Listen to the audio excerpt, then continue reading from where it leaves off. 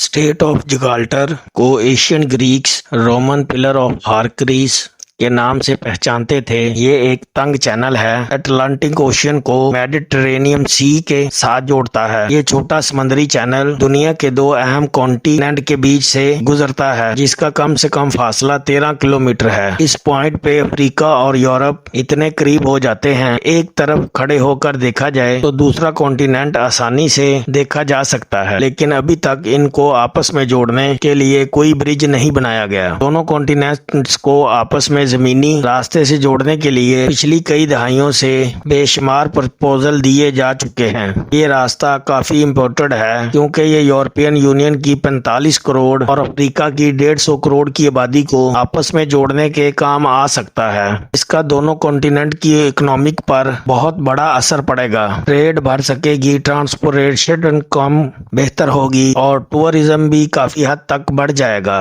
पर सवाल ये है कि जबकि इतने ज्यादा फायदे भी हैं, फिर अभी तक स्टेट ऑफ जकार्ता कोई ब्रिज क्यों नहीं बनाया गया। नाज़रीन, स्टेट ऑफ जकार्ता दो अहम वाटर बॉडीज को आपस में जोड़ता है, अटलांटिक ओशियन और मेडिटेरेनियन सी। ये स्ट्रेट करीब 57 किलोमीटर लंबा, जबकि स्पेन के ट्रीफा और मोरक्को के पेरिस पॉइंट की चौड़ाई सिर्फ 8 मील या फिर 13 किलोमीटर है। और गहराई की बात की जाए तो पूरे स्ट्रेट की एवरेज डेप्थ करीब 1200 फीट या फिर 365 मीटर है। ये स्ट्रेट देखने में जितना छोटा लगता है, उतना ही इसकी अहमियत बहुत ज्यादा है कि ये मेडिटेरेनियन और अटलांटिक ओशियन के बीच एक कुदरती रास्ता है। इसके बरक्स सुइज कनाल को देखा जाए, ये मैन मेड कनाल रेड सी और मेडिटेरेनियन के बीच शिप्स के लिए रास्ता फराहम करता है। सुइज कनाल की विड्थ बहुत कम है, जिसमें फुल साइज के बहरी जहाजों के फंसने का खतरा हमेशा मंडला रहा होता है। स्टेट ऑफ जिब्राल्टर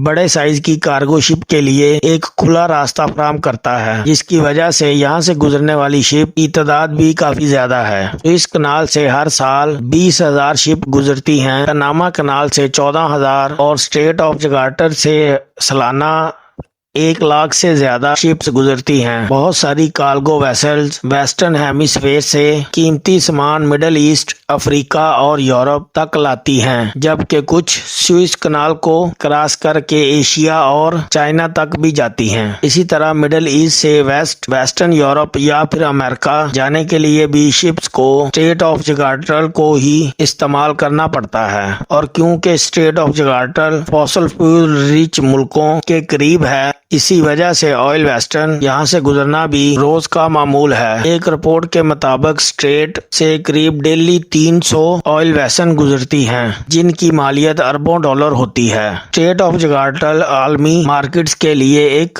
अहम ट्रेडिंग रूट है और इसी की वजह से ही करीबी कंट्रीज का रोजगार भी जुड़ा है। स्पेन का अल्जजीरस पोर्ट तो यूरोप का सबसे बड़ा शिपिंग पोर्ट है और मोरक्को में टेंजर पोर्ट भी तेजी से बढ़ता जा रहा है।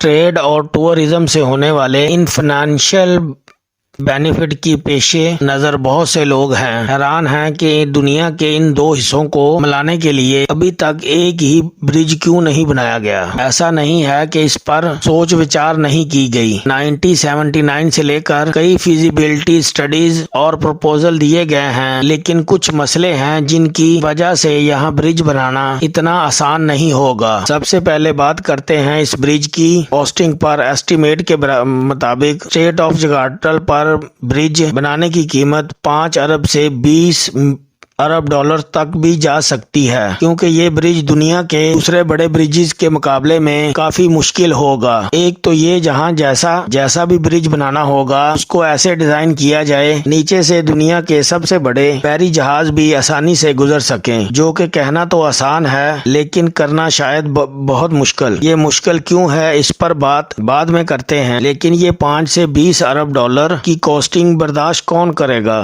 जाहिर है स्टेट ऑफ जिब्राल्टर जो कंट्री फायदा उठा रही हैं, ये कॉस्ट उन्हीं को भरनी पड़ेगी, यानी कि स्पेन और मोरक्को। पर आज तक इन दोनों कंट्रीज की पॉलिटिकल लीडरशिप कभी भी कोई एग्रीमेंट नहीं कर पाई। स्पेन का कहना है कि ब्रिज से ज्यादा फायदा मोरक्को को होगा, ज्यादा कॉस्ट वो کاسٹ وہ برداشت کرے، جبکہ موراکو کی لیڈرشپ چاہتی ہے یہ کاسٹ 50-50 ڈیوائیڈ ہو۔ دوسرا مسئلہ ہے برج کی فیزیبلٹی کا، یعنی کہ اس کے بننے کے بعد کتنا فائدہ مند ہوگا۔ مثال کے طور پہ یوکے اور فرانس کے بیچ بنائے جانے والے چینل ٹنل کی بات کی جائے، اس پر 14.5 ارب $US کا خرچہ آیا تھا، لیکن ہر سال اس ٹنل 2 کروڑ سے زیادہ پیسنجر استعمال کرتے ہیں۔ ایک پیسنجر یوکے سے 121 پاؤنڈ یا پھر $150 میں فرانس تک پہنچ سکتا ہے، یعنی ہر سال یہ ٹنل قریب $30 ارب کی کمائی کرتا ہے، اپنی کنسٹرکشن کاسٹ سے بھی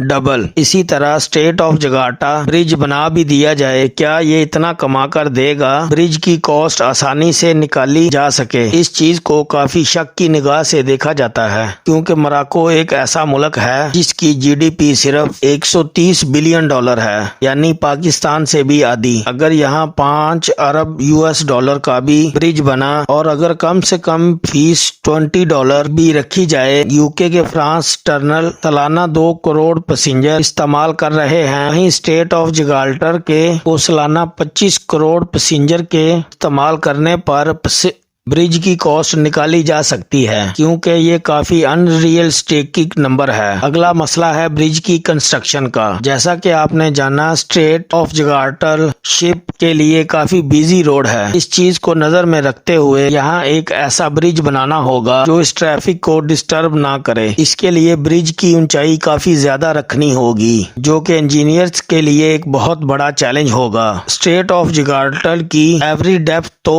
1200 فٹ ہے، لیکن کسی مقام پر یہ 3000 میٹر تک گہرا ہے، یعنی کہ دنیا کی سب سے اونچی بلڈنگ برج خلیفہ سے بھی زیادہ۔ آج تک دنیا کے سب سے بڑے برج پلرز ملاؤ وایاڈکٹ میں بنے ہوئے ہیں اور ان کی اونچائی بھی صرف 1104 فٹ ہے، تو اسٹریٹس آف جغارٹر میں 3000 سے بھی بڑے پلر، وہ بھی پانی کے اندر کھڑے کرنا ایک ایسا ٹاسک ہوگا جس سے انجینئر بہت گھبراتے ہیں۔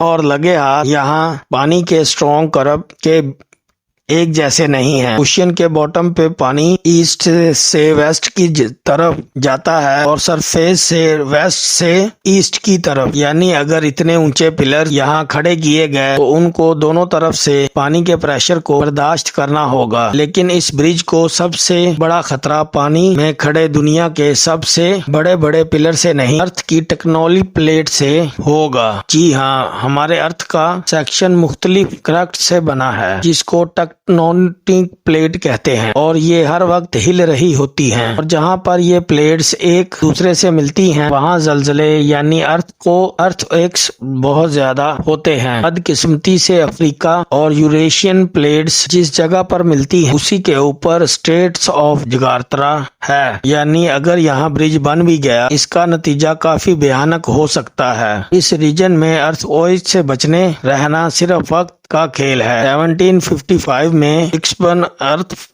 آیا، جس کا ریکٹر اسکیل پہ میگنیٹیو 8.5 سے 9 تک تھا۔ اس کی وجہ سے پورچوگل، اسپین اور موراکو میں خوب تباہی مچی۔ اسی طرح 1960 میں 5.7 میگنیٹیو والا آدھا دی ارتھ کوئک آیا، جس نے آگادی اور موراکو میں تباہی پھیر دی۔ یعنی اسٹریٹ آف جغارٹر برج بنانے کا مطلب یہ ہے اس کو اٹلانٹک اوشین کے ہائی کرنٹس کا مقابلہ تو کرنا ہی ہوگا، اوپر سے 9 یا 10 میگنیٹیو کے زلزلے کو بھی برداشت کرنا ہوگا۔ ان سب خطروں کے ساتھ ساتھ اسٹریٹ آف جغارٹر کا اوشین فلور بھی اسٹیبل نہیں ہے۔ ریسرچرز کا کہنا ہے کہ اسٹریٹ کے نیچے سافٹ گلیئر کی لیئر ہے جو کسی بھی اسٹرکچر کو سپورٹ نہیں کر سکتی۔ یہ سافٹ پلے جیولوجیکل ایکٹیویٹی کے دوران یا پھر کسی بھی قسم کے پریشر پر آسانی سے ادھر ادھر ہو سکتی ہے۔ جیولوجسٹ نے خبردار کیا ہے کہ اس علاقے میں کوئی بھی کنسٹرکشن پروجیکٹ ان کلے چینلز کی وجہ سے ناکام ہو سکتا ہے، پر اس کا مطلب یہ نہیں ہے کہ دونوں کانٹیننٹ کو کسی